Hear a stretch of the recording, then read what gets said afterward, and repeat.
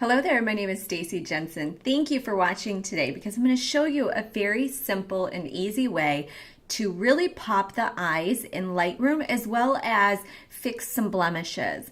So this photo is by Amy Reynolds. She's such an amazing friend of mine in the industry who's always sharing great before and afters.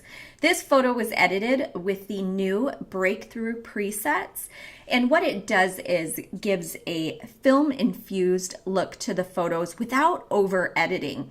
So it's really great for skin tones, as you can see here. This is the before and here is the after. And what we've done is sharpen the eyes, but also gave them some brightness and contrast. We also put it over the lips and the hair, and it's done in just a few clicks. So I'm going to show you how to do that.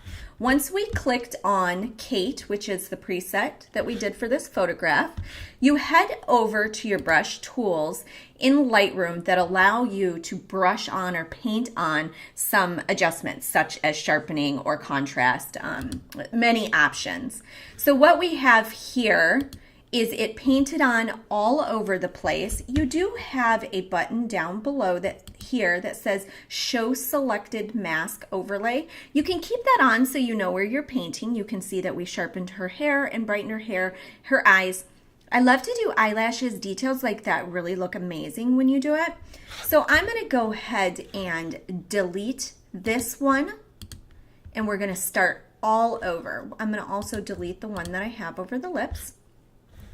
Now, the settings that I love to use for eyes and for hair is just a little bit of contrast, slight contrast. So 2 to 5 is fine.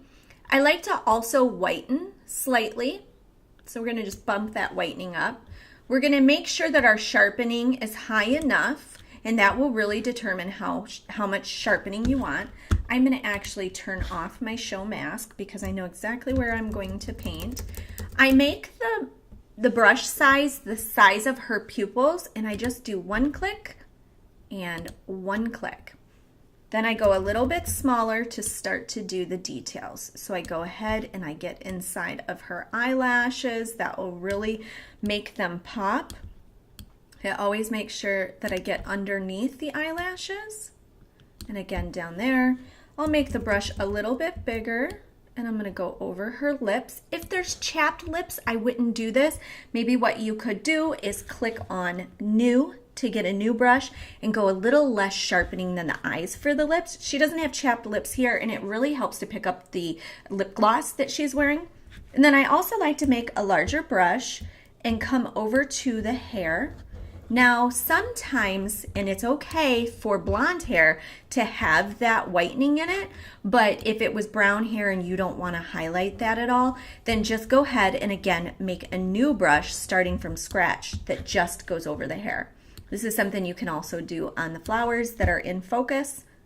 And I think you're all set, but that's so easy. You also have feathering, which helps you soften the edges. So if you turn this up, then the brush will feather out really nice.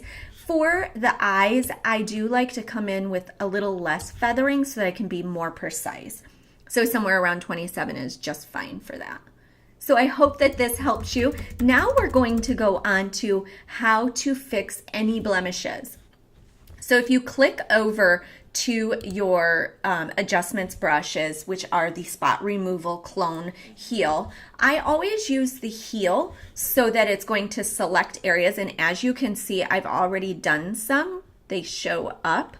So let's go ahead and reset.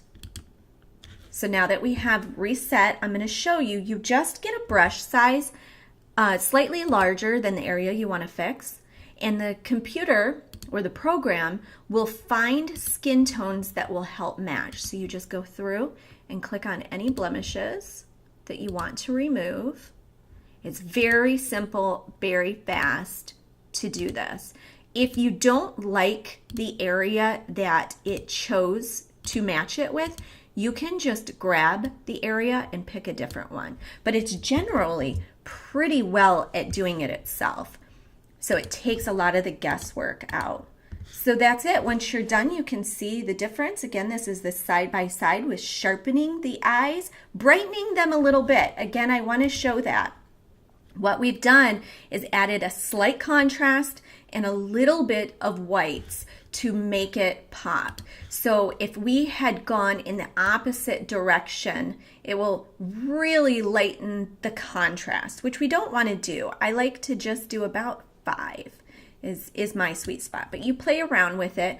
Again, you could go super light, obviously far too light, or super dark, again, far too dark, but just a little bit is plenty. Highlighting while you're sharpening makes things pop. So just a little bit is enough. You could also bump up the clarity slightly. If you take it down, it gets lighter. If you go up, it gets a little bit darker. So you would want to just probably stay about 3 or 4.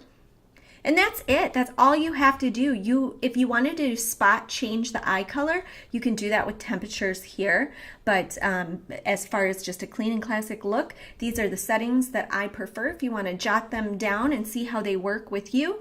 Otherwise, I hope this helped you.